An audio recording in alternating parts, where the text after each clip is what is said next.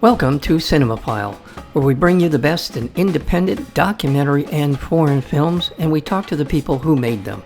I'm your host, Mike Caspar, and you can find out more about the program by going to cinemophilepod.com. Steve Schapiro, Being Everywhere, is both an intimate, final conversation with a man who was the quintessential fly on the wall, a dazzling reminder of the power of photography to bear witness, inspire change, and to preserve legacies. That is this film and so much more. Steve Schapiro, Being Everywhere. We're joined today by the director of this wonderful documentary film, Maura Smith. Maura, welcome to Cinemophile. Thank you.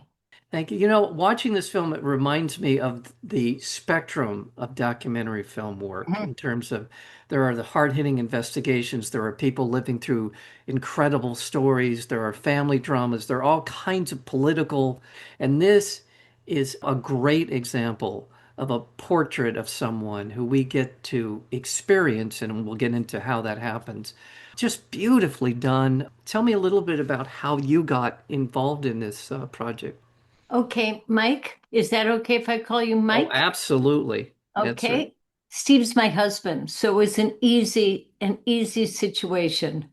I'm, Unfortunately, he got diagnosed with pancreatic cancer June 22nd, 2021, and his loving wife organized a film crew within about 3 weeks to come. It was, just two camera, two sound, and to just go around and tell his stories because I just wanted to have his stories. And also, Steve loved attention. He loved being on TV. He loved being in interviews. He loved doing book signings. He loved giving talks. It was easy. We did all those interviews within 2 days. It was easy. My directing skills were, honey, go sit there and talk about Martin Luther King. Sweetie, can you move over there and talk about Bowie? So it was very easy. just what you said in terms of his bearing in the film. I just loved watching him. I mean, you can see it on his face. There's so much about him that we get from the time we spend with him, not only his love of his affection for the things that he did for most of his life, which are taking pictures, amazing pictures, but of his faith, of his commitment to human rights, to just a lot of different things we get from just spending time with him. And then we get to see this amazing artwork or works of art, I should say, in his photos. So you called in some friends to essentially to come in and document this part of his life. How receptive was he to that idea initially? Was Steve to talk Yeah. about? Yeah, Oh, well, yeah, to sit there for that. Yeah. he loved it. He loved it. I'll tell you a little story.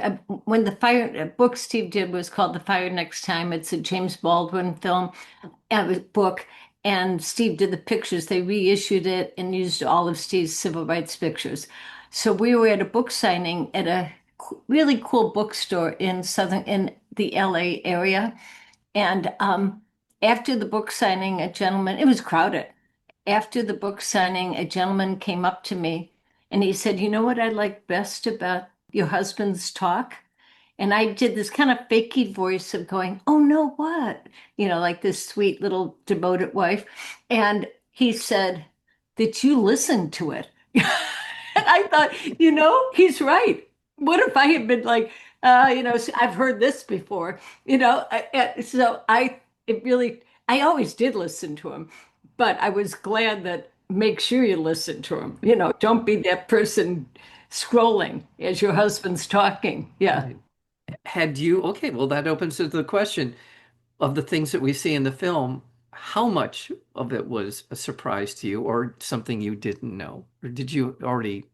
I knew everything. Okay, all right. I'm sorry. I mean, nothing No, was no, that's a surprise. fine. I mean, his spiritual path I was not aware of. That I really was not aware of. But in terms of his career, I knew it really well. As evidenced by what I see behind you in this, Yeah, yeah, it's yeah. good. He learned from a lot of his technique from Bresson. Am I saying that Yeah. correctly? No, it's Cartier-Bresson. Bresson, No, pardon he me. he Cardi. adored Cartier-Bresson. Yeah. Yeah, who is, yeah, a world-renowned photographer. And for people who don't know, he is among the Mount Rushmore of photographers. Hmm. And so to see that, and I loved his honesty about how he was describing how he came to admire his work and he sort of emulated it initially to kind of get his eye for what he wanted to capture. So that's a beautiful part of the film. I'm not going to give anything more away than that because I think Okay. it's Okay. in the value of seeing this film, but also his eye for a good shot, a good Hmm. photo, his eye for people who matter in terms of Hmm. their now as we know the legacy of the people that he took pictures of. Hmm. He really seemed to pick that up and understand that that's part of what he was so good at is Hmm. getting to know James Baldwin, as you mentioned, David Bowie, Barbra Streisand, Muhammad Ali, spending time with these people, getting Hmm. to know them. And and the Kennedys, of course. That's just a huge part of the film. Acknowledge that. Anything you want to add to just But his Warhol, eyes? Hmm? Warhol, And Andy Warhol. Warhol was a Yeah, good one, and a lot of Martin Luther King, Selma March, yeah. and movie stars. His studio was in our home from 1980 to 1995, and at least 4 days a week we would have some movie star in the house that he'd be taking pictures of. Well, that, but also his connection to, like I said, Muhammad Ali, James Yeah. Baldwin. I came late to in life to James Baldwin's work. I Oh, didn't know cool. much about him. And ever since I have found out just what an amazing writer he is, Yeah. but Yeah. what an amazing person and very charismatic and I assume that these are the it seems to be from the people we get to see in the film that he was drawn to these very charismatic people and they were willing to trust him. Yeah, yeah, which is nice. If you see the film, one of my favorite pictures, when I sometimes will do a question and answer after the film, is anybody here a writer? And maybe a couple of people raise their hand. There is the most delightful picture of James Baldwin in this dumpy kitchen, with basically a hot plate and a phone and a bucket. And there he is sitting on the floor making a phone call. And I said, "That's your life, isn't it? Well thought of photographer. I mean, well thought of writer." Yeah. Yeah. You don't get paid a lot. We had a screening in DC, probably in January or February. His grandnephew came. Just they're so gracious to us. They really are. The nephew did a question and answer with me. No, really nice family that they really are proud of Steve's work. And then the photos that he took touring some of the poorest parts of the country, because by that time, I assumed that Steve Shapiro already had the weight to be able to call attention to these kinds of things. And that's what, again, another thing that he didn't have to, but that's something that it was important for him to bring his gravitas to these to Mhm. subjects and to these situations that we see in the film, which is thank you.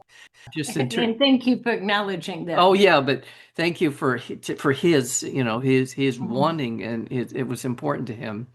There are others. One of my favorite parts of the film was his going to Memphis Mhm. just within a Yeah. day after the assassination of. That is my favorite part in the film too. I mean, it's eerie and yeah, and troubling. Yeah.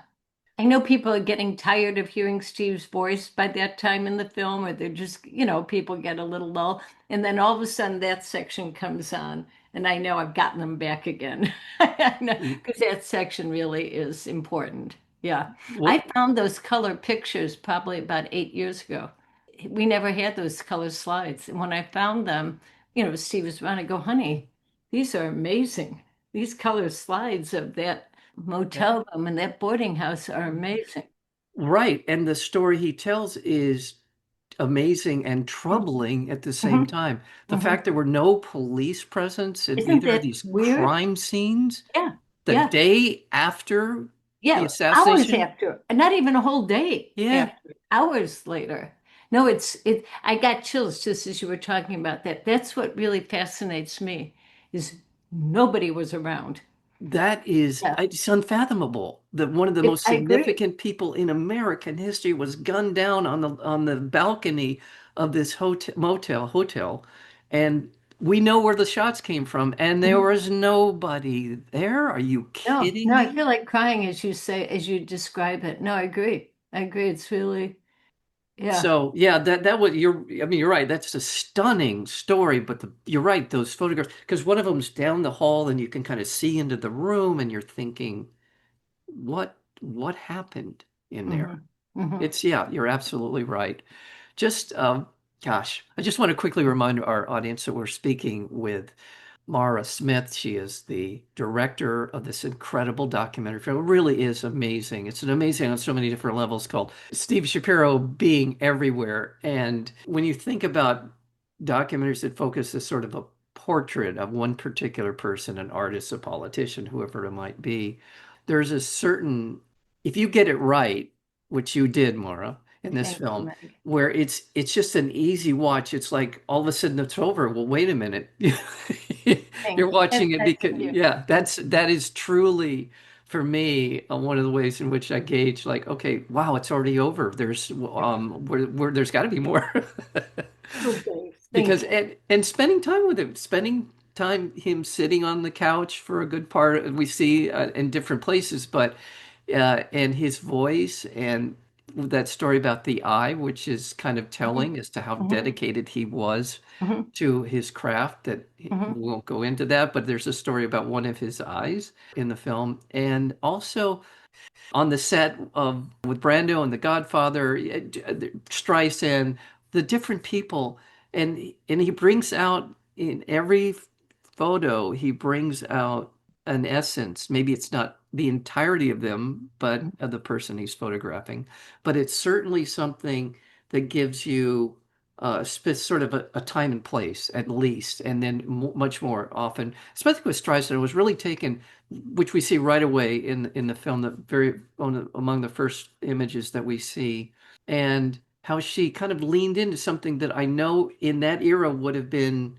I wouldn't say taboo, but it would have not been something that most publicists would have said, we want to take a picture of your nose Hmm. and your face, the profile of your face, and Hmm. highlighting your nose, which Hmm. again, I mean, I don't think I'm saying anything I I don't don't, think in so coded either. Yeah. language here. Hmm. She has yeah, not the glamorous white Protestant nose. She has something quite different. And so I loved it. I love the back. I love the way it was shot. She was gorgeous in the film. I mean, help me, stop me here if No, I'm no, I'm no. off. I agree 100%. Yeah. Yeah. And I love the fact that she wanted to lean into it, and the Yeah. fact that Steve was so capable in so many different ways. There's just so much here. Gosh, I really won't do justice to this film in Yes, you terms will. of You're trying to doing great, Joe.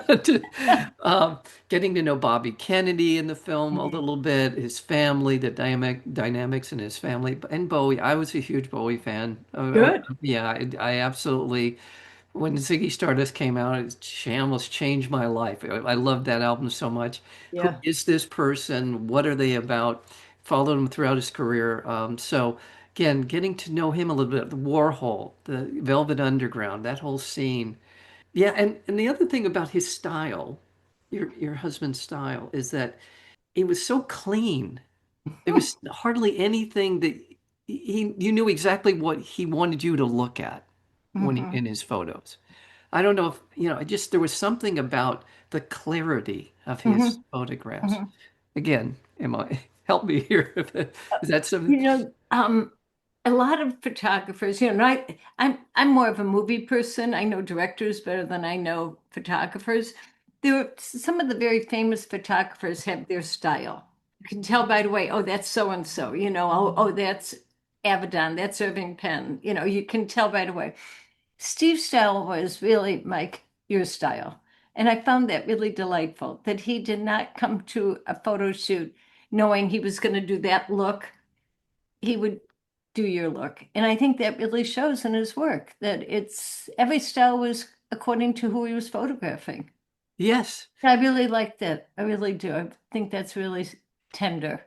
Okay, I'm going to ask you a difficult question. You don't have to Okay. answer it, but in terms of, this is like picking your favorite child, but is there something in of his work that just sort of jumps out at you? Is this a personal photograph, something from your life together? are there, do you have those kind of, I have a couple, but I think if I could only have one section of his work, I think it'd be that migrant yeah, workers section. yeah, I ended up blowing up one of those pictures of the people getting on the truck, and I made it a 40 by 60, and I have it in our home because I just like this is such an elegant picture. And yeah, every single one of the pictures in the migrant section, and he did that, that was his first real photo story. And it kind of was what started his career. He went down there by, as he says in the film, he went down to Arkansas on his own, hung out there for about 2 weeks. He was probably about 24 years old, just hung out and took pictures, and then brought him back to New York, where he was from, showed him to a Catholic magazine that was kind of famous called Jubilee. They would have photo stories, and they ran 12 pictures. New York Times saw one of the pictures and then the following week put it on the cover of their New York magazine. So that really, as soon as that happened, a young guy who gets put his pictures on the cover of the New York Times magazine, that was it. That yeah. was his Is that, career started. that was, But those pictures merit it. Those pictures are really great. I yeah. mean, that would be a section I would definitely want to always keep. There's a story, it's not completely germane to our conversation, but I do remember because in the 60s, I'm old enough to have grown up in the 60s, so Mhm. this is stuff that stuck with me. And that is that when Robert Kennedy was thinking about running for president in the aftermath of the assassination of his Mhm. brother and kind of mulling over the idea of whether or not, I think it was Harry Belafonte and a few other people took him on a Probably. tour of the Hmm. South, of Hmm. this kind of migrant Cool. slash underclass part of Hmm. America. And by the accounts that I've read, it changed Robert Kennedy. I'm sure it did. I'm sure it did. Yeah, because he would have grown up on the cultured, fancy East Coast, Right. and to just see another kind of lifestyle, I'm sure that really affected him. Yeah, Yeah. yeah, I think that's one of the reasons that I think he might have been the most qualified person to run for president. Steve always felt that. He always felt it. Yeah, You know, this guy knew everything, knew how to do it all, had a really kind heart. You can tell. yeah. Who has that many kids? Well, oh gosh, Here's one other thing when we are in Robert Kennedy. yeah. If you haven't seen the film yet, you'll appreciate when you do. Who in the world bought and wrapped all those Christmas gifts? I mean, when we go to that shot of Yeah, with Steve, the last Christmas with Robert Kennedy, yeah, the yeah. family there, it's like every time that shot comes up, I think, who did this? Who could have possibly done all that shopping and the gift wrapping of them? Yeah, no, I love that shot. Yeah, Yeah. I think didn't he end up with 10 kids? I want to say yeah, it was around yeah, 10. Yeah. yeah. Yeah.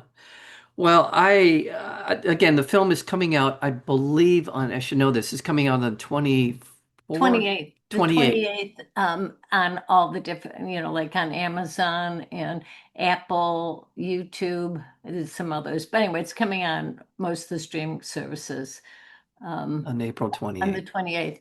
Today, if you want to pre-order, you can pre-order on those, but I don't know why you would pre-order. You can just watch it on the 28th. But I'm not a very good salesman, but I hope you will watch You're it. honest, and so there you go.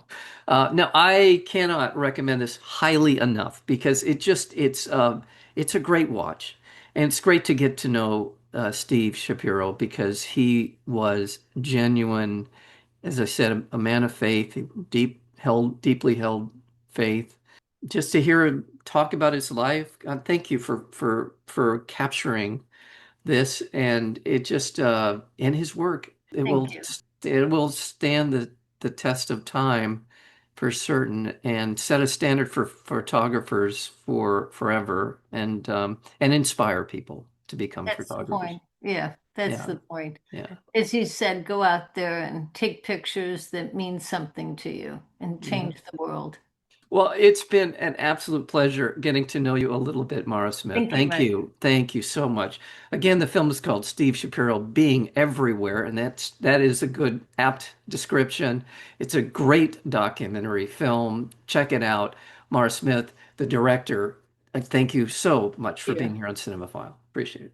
Thanks a lot. You have been listening to Cinemaphile with Mike Kaspar, the place where you will hear from the best in independent documentary and foreign filmmakers. Please check out our previous interviews as well as upcoming interviews and special programming by going to cinemaphilepod.com. We are also available on Apple Podcasts, Spotify, and YouTube, searchable under Cinemaphile with Mike Kaspar. Until next time, thank you for listening.